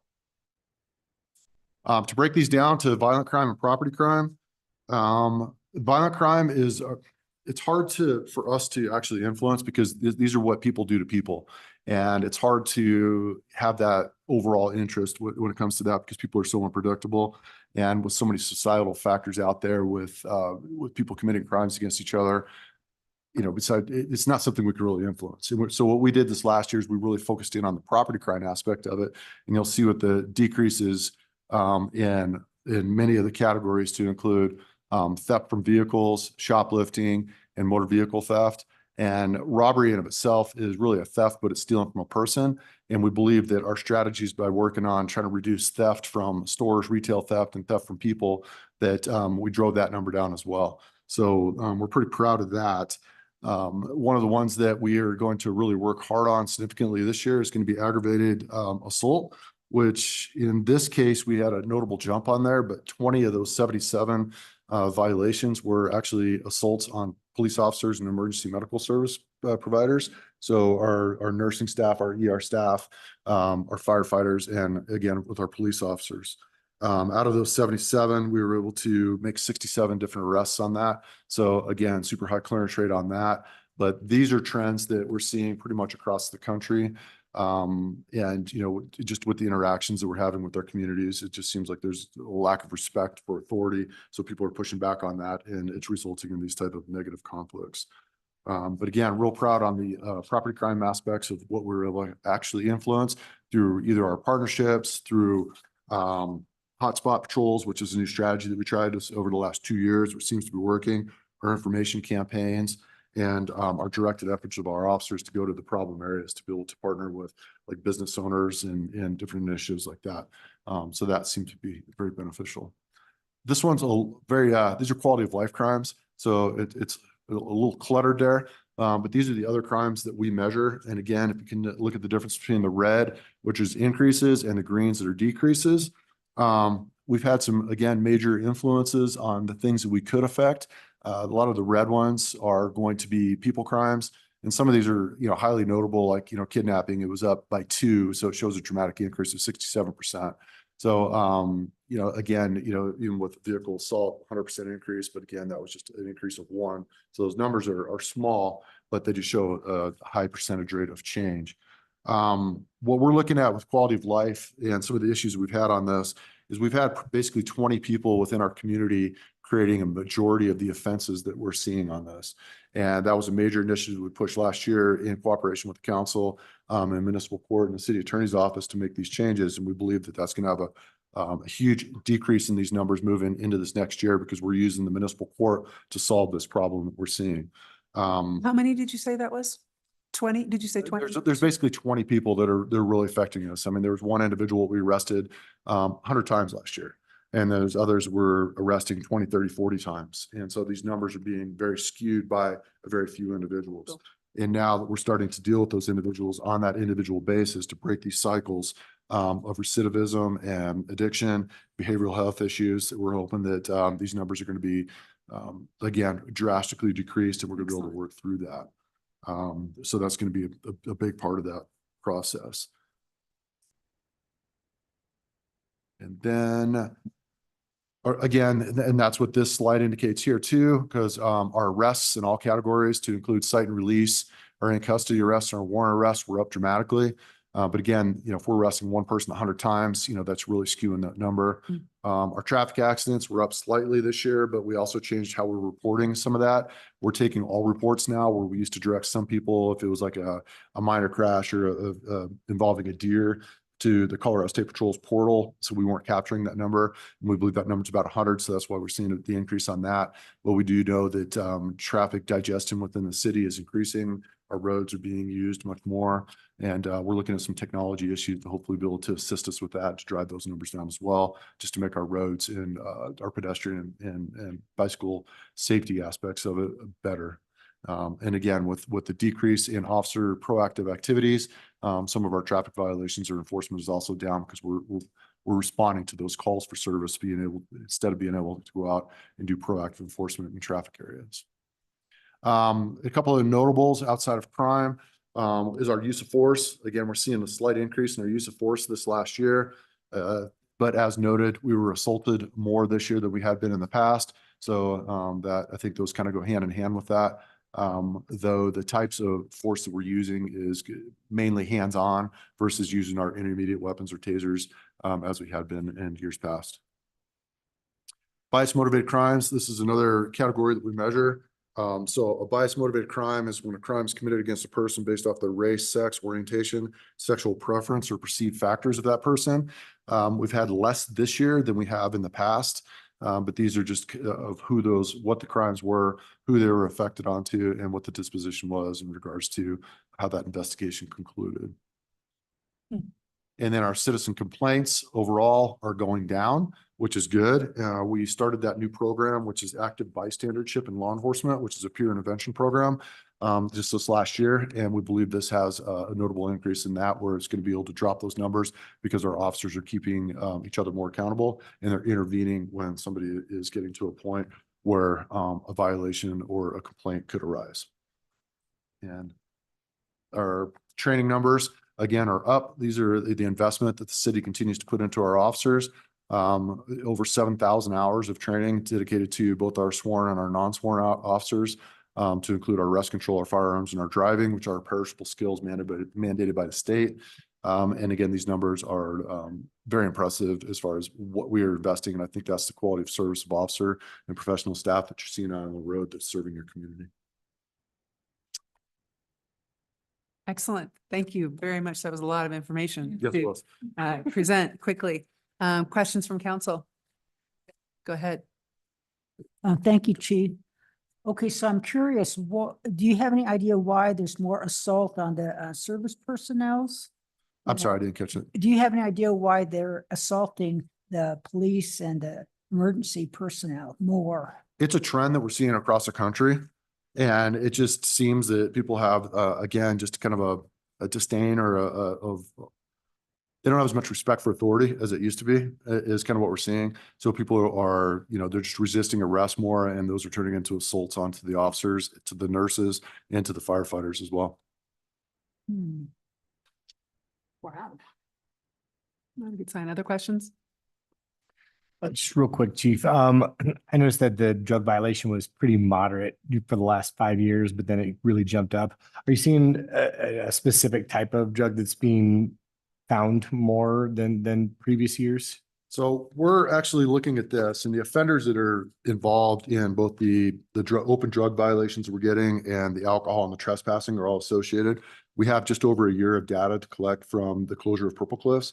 And we believe that influence of the influx of people coming from Purple Cliffs into the city itself has just provided more of an opportunity for these violations to be seen, because they're more in public. They're on our streets, they're in our parks, they're on our trails, versus being in an isolated area that was just outside the city limits. And so we believe that's probably the effect on that. Most of that's going to be, a lot of it's fentanyl currently right now. We're seeing a lot of fentanyl use, and it's the changes with the state law as well have made these type of possessions or small amounts of fentanyl possession very low level offenses. So there's not a lot of deterrence for people to have this. But that's what we're finding a lot of is the fentanyl use and smoking on foils and such like that. And Mark, are we seeing a lot of those cases come to court with some of that? Drug cases wouldn't come best. They're getting Those, yes, typically those are. We're gonna have small possession charges, but usually they're associated with something else, which is gonna be the state law. Marijuana cases would be the ones that would be coming here along with possession. Or Great. paraphernalia charges. Cool. Thank you. Absolutely. Chief, how is our staffing levels? How are our staffing levels? Actually, we're doing really well. Right now, we have 3 officer vacancies right now. Wow. And one of those was vacated last week. And we have people in process right now that we're getting ready to hire. They're in the academy. Again, it's a long transition time when we have to go through the screening process in order to get them on board. It's about 2-3 months from application to vetting. And then typically right now, the trend that we're seeing is we're having to invest highly in them by putting them in the academy, go through that process, and then put them through the FTO program. So it's anywhere from 9 to 12 months to get somebody to a solo status. And we currently have 2 in the academy. We're getting ready to pick up 3 more potentially that are in background investigations that we should have a decision on probably in the next week or 2. That's the lowest I've heard you say in a long time, just 3 vacancies. We've done well. Again, it's not an operational aspect of it because they're still short out in the street. But as far as the actual vacancies that we're numbered to have, on the books itself, we're doing very well. Again, it's just a long process in order to get somebody up Long to speed. process, but I know it's hard. In the past, we've lost some of our staff to the front range. Absolutely. Due to And- salary levels and things like that. And we implemented a new program last year, which is, well, it was approved last year, but it was implemented at the beginning of this budget cycle. And we're hoping that's really going to help out and stabilize that process as well to be able to retain our people. Good, Yeah. good. Can you, how about, I know we've had some issues with graffiti. And I didn't see you talk about that much. I just was curious, how we're doing as far as cleaning that up in town. Our graffiti numbers are actually down 47% this year. So, Good. yeah, they went from 95 to 50 this year. So a significant decrease in that. One of those strategies obviously is to clean those up very quickly, just to be able to mitigate it so it doesn't have that perception or that sense that there's a lot of it out there. And it also is a deterrence to the actual people who are committing it because Excellent, it's not their work's not being showcased. excellent. And then, what are the hotspot controls? So the hotspots are areas that we've identified of areas of concern. Right. So Walmart is always on that list. Walmart. Town Plaza is on that list. Albertson's another one. And then we use the central business district. So any place that we have a congregation where crime statistics are up a little bit. And then we typically have 5, and that 5th one is a rotating one that we use. So it's either seasonal based off of influxes. We used Schneider Park in Irish Park earlier this year because we were seeing a lot of problems there. Currently, right now, we've identified, we've utilized that as a traffic hotspot. So where we're seeing significant increases in either complaints or crashes, we're directing the officers to go to those and work a traffic enforcement versus a criminal enforcement campaign. Interesting. With the Schneider Park development of the courts, I'm seeing a lot more people hanging out at the 9th Street Bridge, like kind of at that gas station. Have you Correct. guys noticed that? It just seems to be moving. Yes, and that is it's a congregation spot because it's almost like it's an intersection, so to speak. So I mean, they're traveling back and forth, along 9th Street to the central business district and along Camino to, Town Plaza and other places like that that have amenities that they are seeking. Right. It's just right in the middle, I guess. Excellent. Other questions, council? Okay, thank you so much. Thank you. Appreciate it. Library.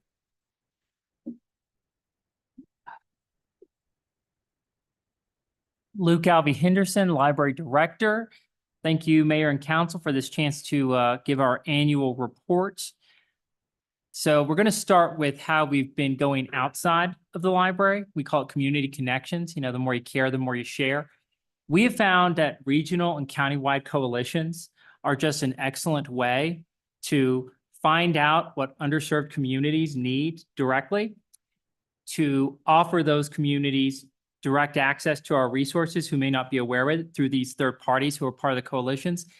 And maybe most importantly is where we've been able to find abilities to connect different coalitions with each other. For instance, being on the Healthcare Improvement Coalition, healthcare accessibility has a lot to do with language justice. It has to do with the unhoused. It has to do with some of the other youth services work we do. And so being on all these boards exponentially increases our access and our ability to connect partners.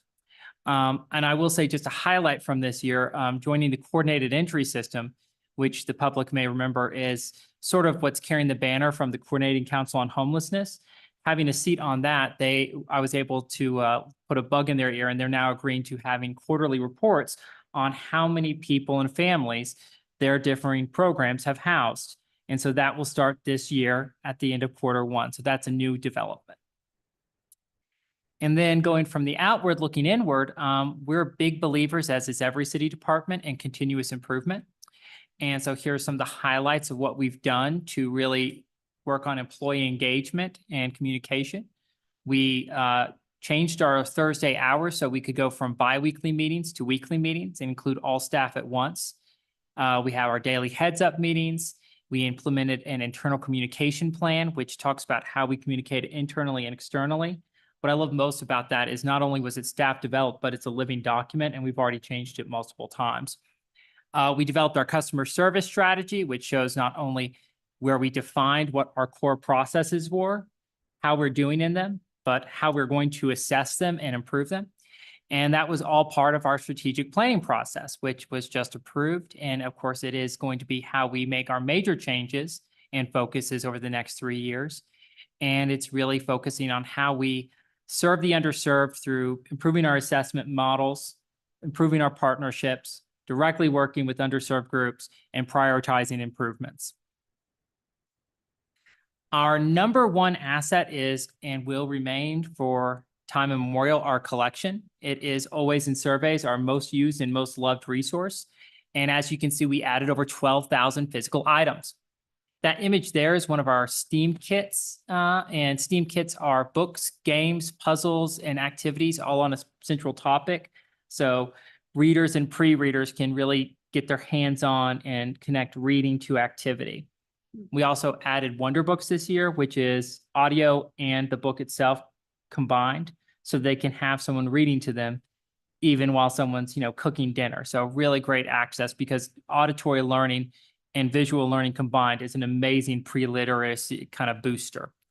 And you can see we had 1,300 titles of digital items that we purchased in Overdrive, but over 4,000 copies. That's because almost everything we get, we'll have at least one other copy to reduce those hold times for people.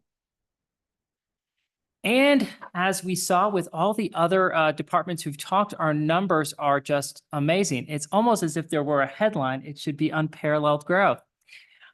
We saw over 280,000 visitors. That is a 32% increase from last year, and it just demolished our goal of 220,000 visitors was our internal goal. And we also changed organizationally. We look at what are key performance indicators.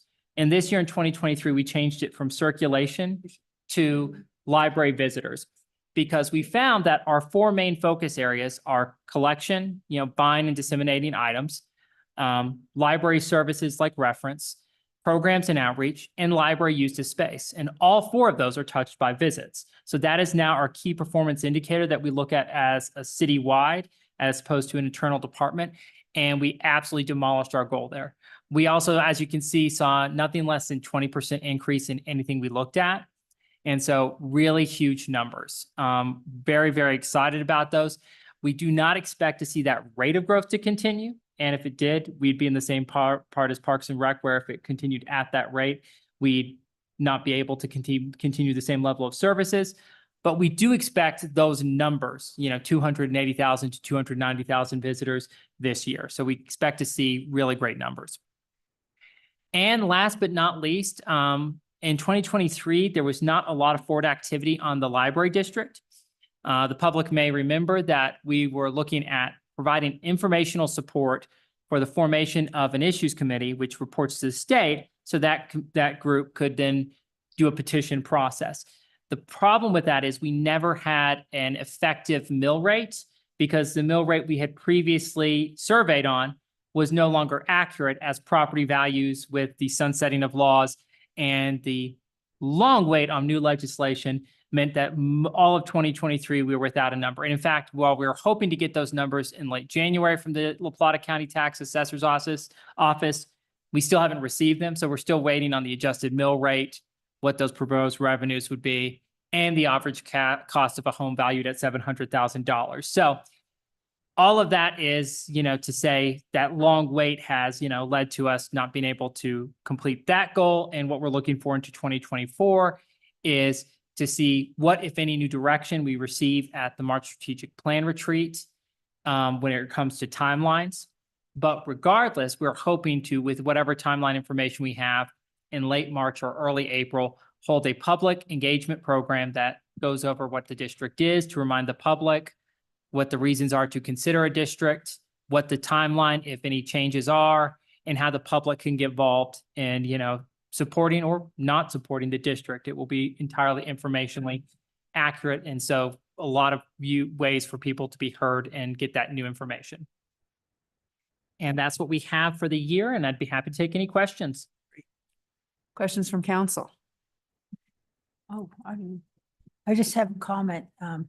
Thank you so much for working so diligently at putting this report together. And I see that the numbers increase even though we're not open on Sunday. So that's a real accomplishment. So thank you. Thank you. Other comments? Thanks for your efforts, Luke and staff. Thank you. Thank you. All right, moving right along to environmental sustainability and resilience.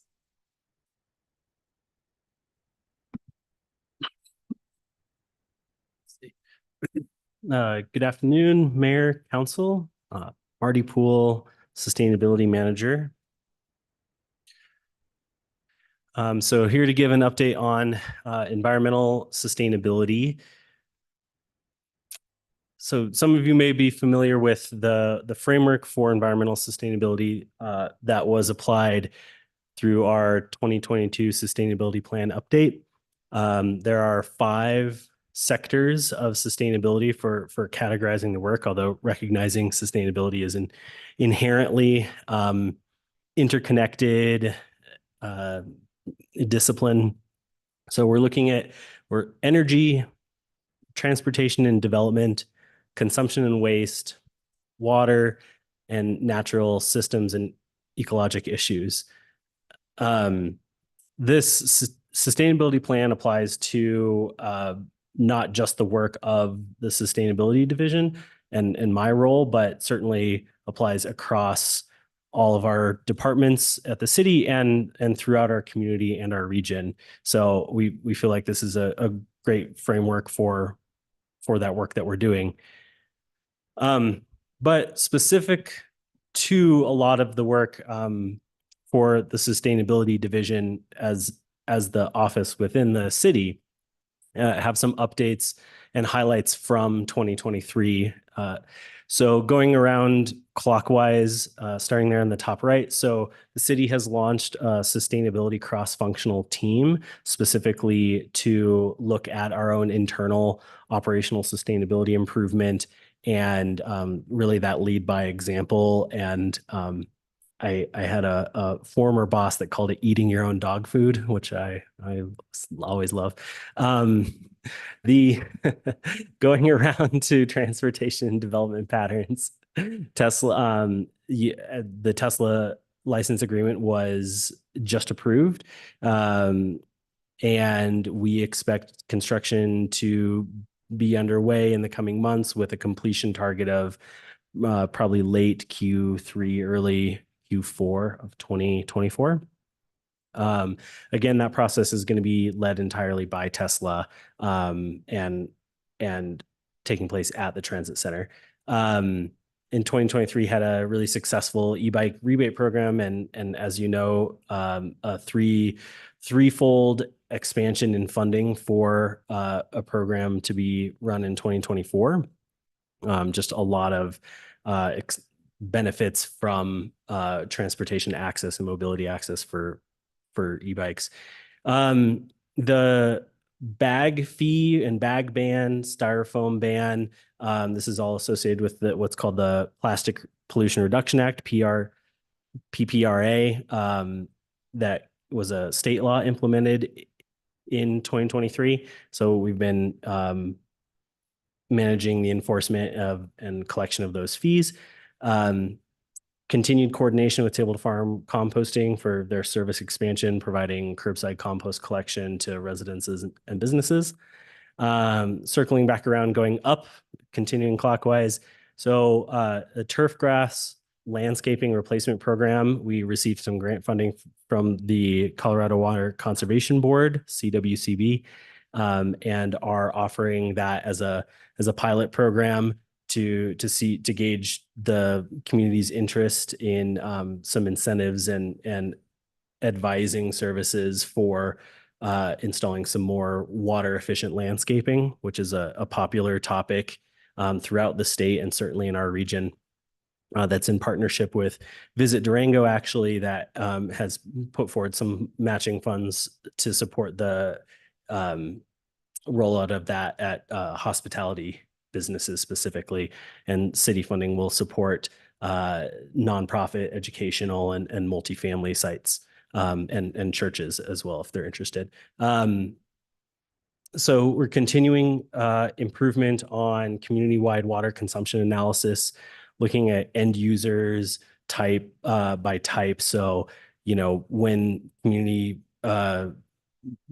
members of the community have questions about, you know, how much is, you know, this type of use in our community contributing to our overall water consumption, we can better inform that and also inform the impacts on potential, analysis on rates and that idea of, who's paying what, and, are rent rates both affordable, but also incentivizing conservation, so we can approach those conversations even more well-informed.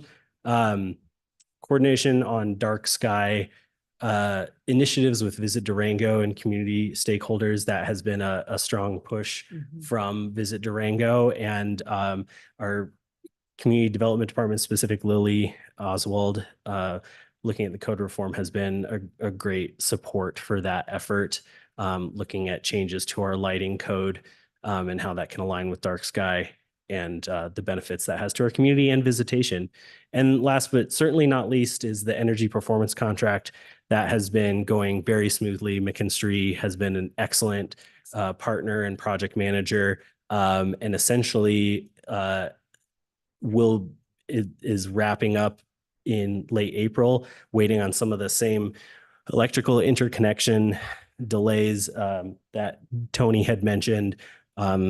Electrical equipment, and specifically like industrial level electric equipment, interconnection equipment is just on really long lead times right now. It's affecting projects across the country.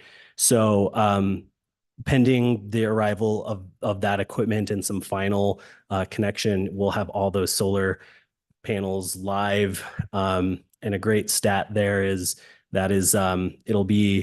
we'll have more solar capacity coming online with this project than the previous 2 years of all solar installations within city limits combined.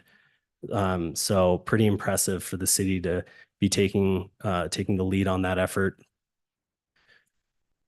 And then that will also continue into some energy management and monitoring services provided by McKinstry in the coming years. So it's been a great project. Some big picture things that we have our eye on in the realm of sustainability. So as you all know, both from the state level and the federal level, just continues to be a lot of funding, particularly funding in the space of renewable energy, rebates on energy efficiency, just a lot of programs. This again connects to our membership for Colorado Communities for Climate Action, CC4CA, and that organization being just such a valuable resource for tracking, frankly, what is just a fire hose of funding of options. It can be almost overwhelming to keep track of, but we're doing our best and working really hard to make sure that any opportunity doesn't pass us by. There's been a lot of action at the state level related to building codes, energy efficiency codes, and EV parking codes. And I'm working closely with community development and again, Lily Oswald, on making sure that we're aligning with those efforts here locally. And those are brought before Planning Commission. A lot of that relates to the state's jurisdiction on electrical code. The extended producer responsibility, also known as EPR, is truly a game changer when it comes to recycling. That is in the process of being the preliminary planning process. So that passed the state legislature a couple of years back, and by 2026 is set to completely change how the recycling service is provided and funded statewide. So myself and the trash and recycling division are tracking that closely. Household hazardous waste is slated to be hosted again this fall in partnership with the county. That is a major event, a lot of interest, a very important service for our community. And then we have just recently completed our greenhouse gas inventory, and the information for that will be available at the next study session. And then we'll be doing some efforts for some public outreach on the findings from that work.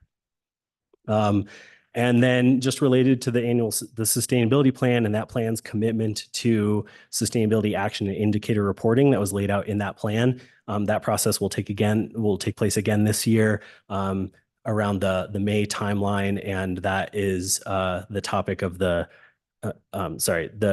between Q1 timeline and into May. And that will be the topic of the May community engagement forum. Yeah, thank you. Couldn't remember the exact term. And with that, any questions? Thank you, Marty. That was a good report. And you have a lot of information here. So what I'm curious about, are you doing any educational outreach to like the schools or something about everything that's happening here? Yes, so I do sit on the 9R Sustainability Committee. And they have meetings, they switch to every other month. But I sit on that committee to give to hear what they are doing in their sustainability work and then give the updates on these programs. Yep.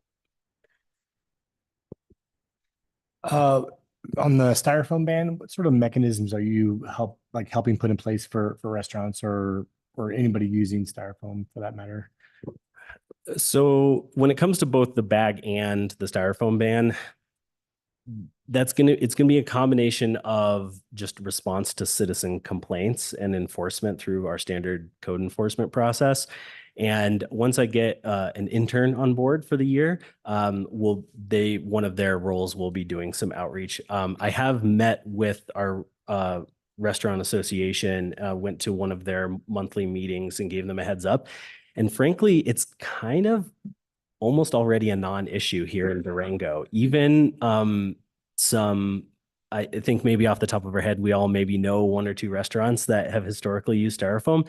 And even personally, I've seen a kind of preemptive shift on the part of some of those restaurants. So I don't want to say it's a non-issue, but it doesn't look like we're going to be having to do a ton of outreach there. And we'll just do code enforcement and education to businesses as that comes up.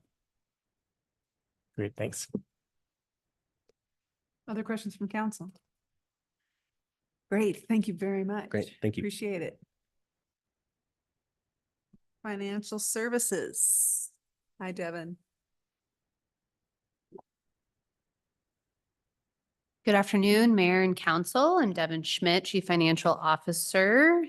We'll be discussing the Financial Services Monthly Report for December. And I did want to let council and the public know that this is a preliminary report and that our Q4 report can be found on our website. The final numbers will be presented with the annual comprehensive financial report for 2023, but we did want to provide this information for council and the public. So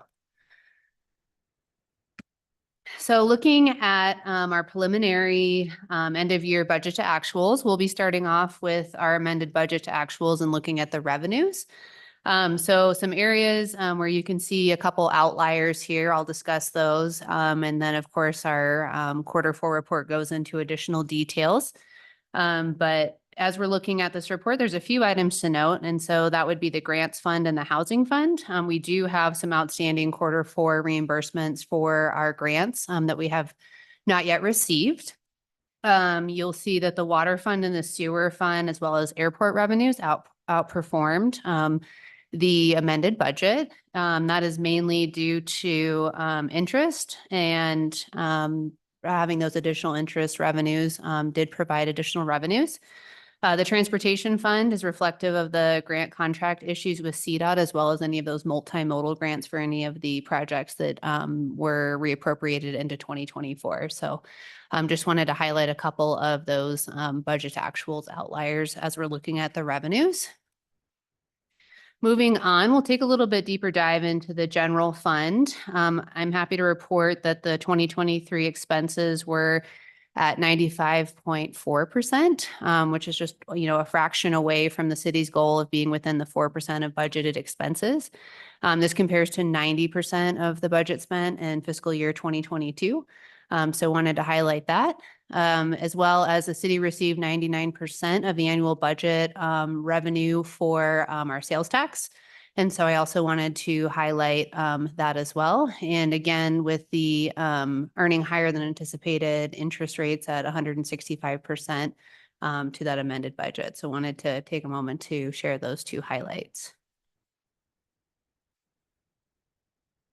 Moving on to our other funds and the preliminary end of year for the amended budget to actuals for expenses.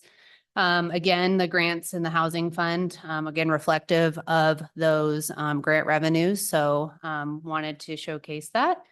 Self-insurance with the changes made with staff and our insurance broker. We are trending towards a positive movement with the fund balance needed for our IBNR, which is incurred but not reported recommended amount. And so we are moving in a very positive trajectory there. Thanks to the partnership with Human Resources and Finance, making those changes. Water Sewer Fund will have a transfer for capital projects after we complete the retainage and some of those year-end fixed asset analysis. So you'll see in the annual comprehensive financial report, those expenses getting closer to that amended budget as well. And then as we're looking at our revenues in some of our capital projects funds. So again, as I mentioned, the water construction fund, those transfers will be made as we get closer to doing that fixed asset analysis with our capital improvement projects. So we'll make that transfer. The airport construction fund, grant revenue will be accepted in 2024. So any grants that are related to any of those large projects that Tony's discussed earlier, those would be in 2024. And then the capital projects fund, the budget revenue includes the 3.3 million for La Plata County contribution for the County Road 250, 251. As council knows, there was contract negotiations with that. And so that was reappropriated into 2024. And so that is kind of one of those larger outliers as you're looking at the capital projects fund. Moving on to our expenses in the capital funds, just highlighting some of the larger projects. Durango Mesa Park and Chapman Hill were at 30% complete for 2022. Those are the two largest projects. And some of those funds were reappropriated into 2024 as part of the budget process. Again, for the 2019 sales tax, the County Road 250, 251 with the contract negotiations delays, that project will start in 2024. So that is one of the largest project in the 19 sales tax fund. For airport construction fund, Tony touched on this, but that terminal expansion phase 1A has about 1.4 million completion into 2024. Again, preliminary, of course, as we continue to finalize the 2023 year-end numbers. Capital projects fund, again, County Road 250, 251. And then as we're looking at our water construction fund, we do have the tank project, the 160 water line replacements, North College Drive that were reappropriated into 2024. For the 2005 post fund, we have the Smart 160 trail with reappropriations due to the stakeholder negotiations. Pickleball courts are underway. That we're looking at about a 50% spend complete on those. And then the open space, which again is one of the larger top three project in the 05 fund, is just contingent upon there being desirable land to purchase for that. And then I just wanted to take a moment to share some additional other financial services update. Since we are more than just the finances, we are also fleet and customer service. But to start off, we were beta testers for OpenGov publications, which resulted in us being in compliance with the ADA initiative that came down from the state level, as well as easier use for all. You can now view the OpenGov budget in, 30 to 40 different languages. All of it is in compliance, which is great. So we're very proud to be working with OpenGov on that. And we expect to be the first OpenGov client in the state to adopt this initiative. So we're pretty proud of that. The audit is underway. our sales tax and team there will be doing a business meeting with BID in order to work with the businesses as they are submitting their sales tax, kind of just a lunch and learn training opportunity for them to ask questions and work through that. So that'll be coming this year as well.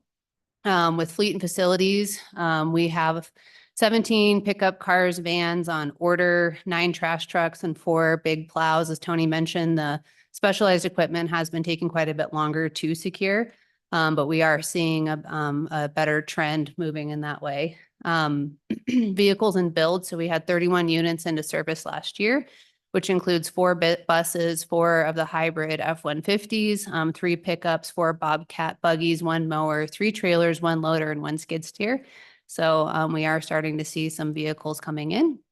And then for customer service, I did want to let the community and council know that our food tax rebate and utility refund program is open to the public, and we're accepting applications for that until July 5th.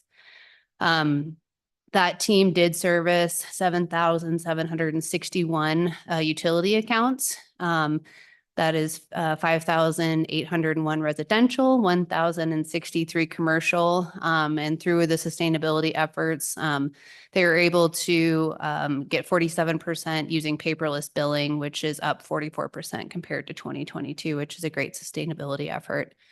In addition, that team does also manage the bulk water filing station. And so there was about 1,180 of those, 431 active users in 2023, which equates to 352 residential and 89 commercial. So with that, I can take any questions from council. Questions from council? Yeah, you kind of touched on it, Devin, and maybe it might be another question.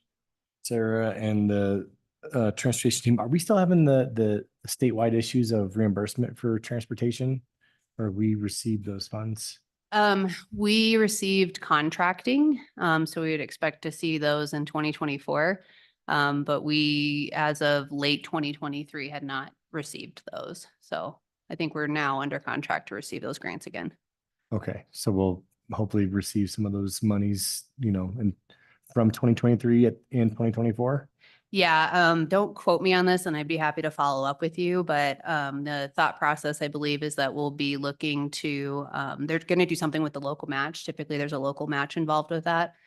So they may forego the local match so that we're able to receive those revenues in 24. Okay, would we anticipate that same timeline to exist for 2024 monies to come towards the city transportation funds, or? I would expect us to get back on our regular quarterly reimbursement schedule with the grants where we pay up front because it's for operating. So it's our 5311 and our 5310. And then we request reimbursement from CDOT on those. So we're always about a quarter behind on a lot of the grants. There are some that we receive up front, not very typical though of a grant. So typically we're about a quarter behind on receiving those reimbursements, and that's up to either the state or the federal government to send those reimbursements to us. Great, thanks for the update. Absolutely. Other questions from council? Yeah, I have a question. Thank you for the presentation. I think in my downloaded agenda, some of the pages are not visible. This one is not visible in mine. Yeah, it wasn't. Okay. I had a pretty simple question. The last year is completed. I've seen a lot of the individual fund balances. Can you tell me what is the total fund balance for last year, or the most recent one you have? Or if you don't have an actual number, anything in order of magnitude? I do not have that in front of me, but I'd be happy to follow up with you on that. Are you thinking it's 120 million, or you have no idea how much the total fund balance? I would have to get that for you, but I'd be happy to follow up. Okay, thank you. Other questions from council? I just want to understand this. Okay, so we're 800,000 down from the transportation department from the state to us. Is that going to put us in a hole for 2024, or is it, how are we going to cover that for 2023 since we didn't get that money? And and I don't know if Wade or Devin have any information on this with Sarah not being here. We were very careful as we monitored the transportation fund. So anywhere where we didn't necessarily have to make transfers, we held off on that just to make sure there wasn't a cash flow issue. We were able to, as part of our year-end analysis, clean that up so that we were able to make some of those transfers. I do not anticipate a cash flow issue for the transportation fund. Again, typically we are at an 80-20, if I'm remembering correctly, on that 5310 and that 5311 operating grant. And so from my understanding, CDOT was offering for us to not have to have that local match for 2024 in order to try and do that catch-up phase. I can certainly follow up with more detailed information about what we're looking at for all of the grants for transportation in 2024. But those contract negotiations did take till the later part of 23 to get through. Okay, just one more question. So if CDOT's saying we don't have to have a local match, does that put us in the red for those budgeted items? Or does that just? The local match would mean that we wouldn't have to have the either 10 or 20% that's coming out of the city coffers, and that CDOT would just give us 100% reimbursement on anything we submit. So it's on a reimbursement basis as far as any routes that we're doing or any of those operations that we're doing. We also, with the lodger's tax and some of those other areas where we do have a fund balance in the transportation fund, anywhere where those revenues were not captured in 2023 would kind of fall back onto that fund balance.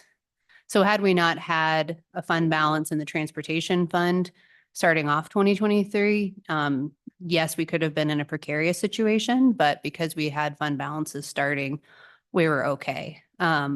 Sarah also was able to receive, and the transportation fund was able to receive some of that CARES funding for ARPA. And that was some backfill money that they had received initially as well. So, okay, I'll think about that answer, and I appreciate the information. Okay, so since I'm new on the council, what I'm curious about is, since our audit was complete and our financial data is in from this past year, how does that impact the audit? Does it or not? for our 2022. Yeah, for not getting that money, and since we have to make adjustments. For 2023, that will be part of the audit cycle. What it would mean is because we didn't receive as much federal funding on our single audit report, which is our CFA schedule of federal expenditures of awards, likely the airport will be our major program. And so it doesn't necessarily affect the audit. The transportation fund is still a fund that the auditors review, they look at, but it doesn't necessarily affect that process because we're not going into a negative fund balance on the transportation fund. Does that help? Yeah, it helps. It's Okay. just, it's a big concept, this whole financial picture, but that does help me put it together. Okay, and I'd be happy to follow up with council just on where we're at with all of the contracts for the transportation fund in more detail. Great, thank you so much. Thank you. Appreciate the presentation. All right, engaged, community engagement.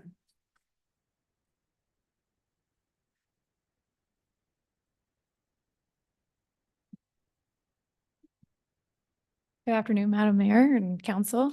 My name is Clancy Nixon. I am the Community Engagement Specialist.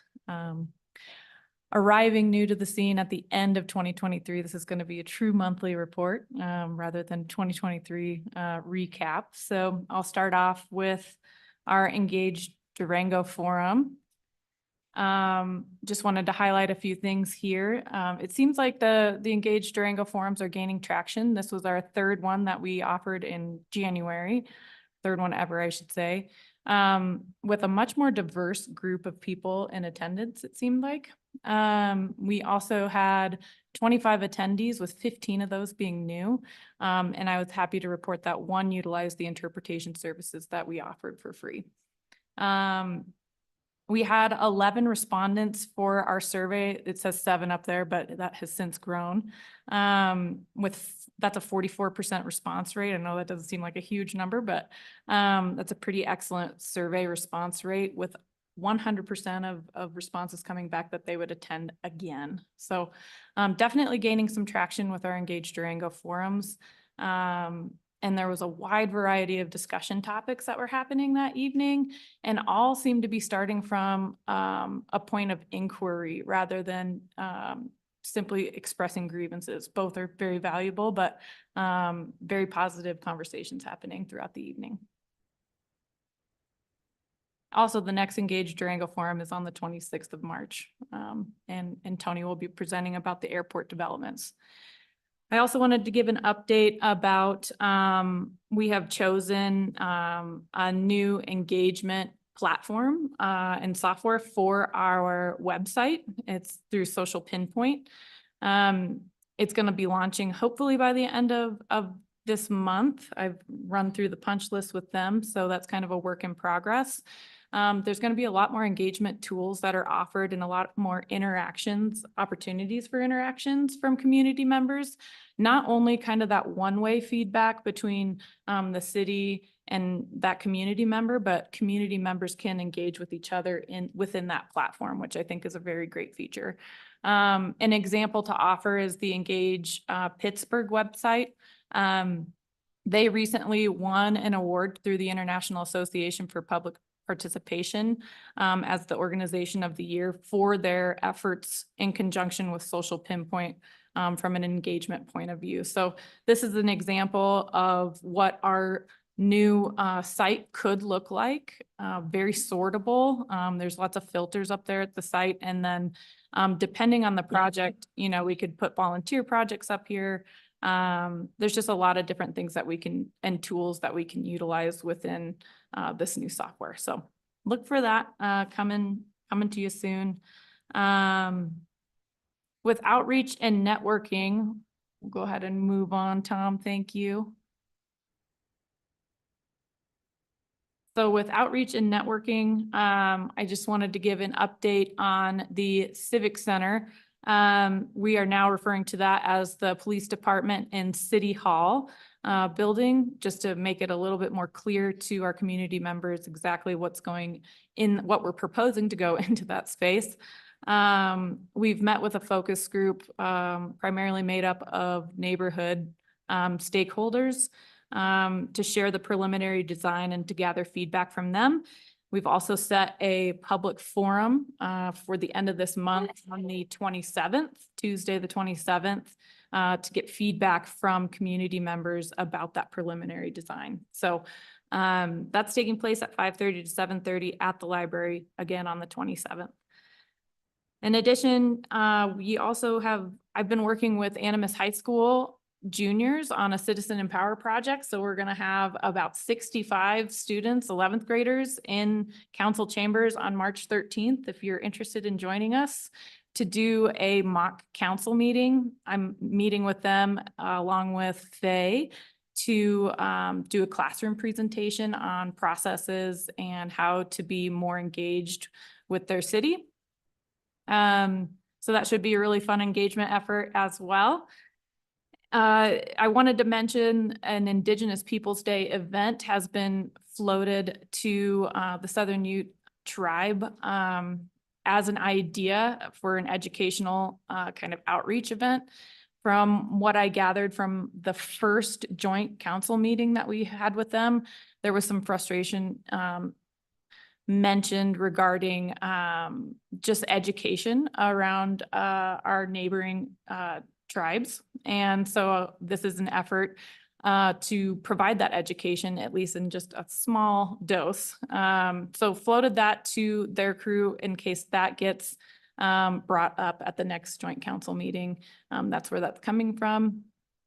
We also heard that I know Kyle already presented about our Indigenous land acknowledgement, but in our research there, we also heard from most of the tribes that got back to us saying that education was their primary focus in what they would like us to do with our Indigenous lands acknowledgement in conjunction as far as an action plan goes. So along with that, the Fort Lewis College, I've been doing a lot of outreach up there and meeting with professors, met with their student senate, and had a lot of interest from kind of that younger demographic, which is really helpful.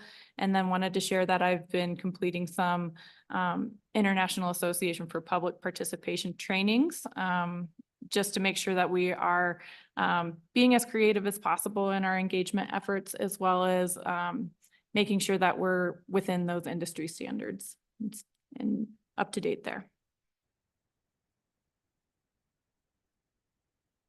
In addition, I just had a couple more things. Our general feedback form on our Connect and Engage website as it stands now, we've seen an uptick in January from about 16 typical inquiries to 25. So that's a 56% increase in inquiries coming through online, just from my point of view, not from each department. We've launched and are working through 2 focus groups. Again, the Indigenous Lands Acknowledgement Focus Group, as well as the Police Department and City Hall Focus Group. And we're just going to continue to strategize and make our engagement efforts very intentional throughout our 2024. Any questions? Questions, council? Go ahead. Thank you, Clancy. I think that the Engage Durango forums are going really well because I've been going to them, and it does seem like the public's more curious as to what we do. As in the beginning, they were like questioning, well, but now I think they're more engaged, which is a good thing. So thank you for your effort in making this happen. Thank you. Other questions, comments? Okay, thank you so much. Appreciate the updates. All right, Jose, finishing a little early. Anything else to add to we need to touch base on? Nope, we are done. We're done. Okay, I guess we will adjourn the meeting.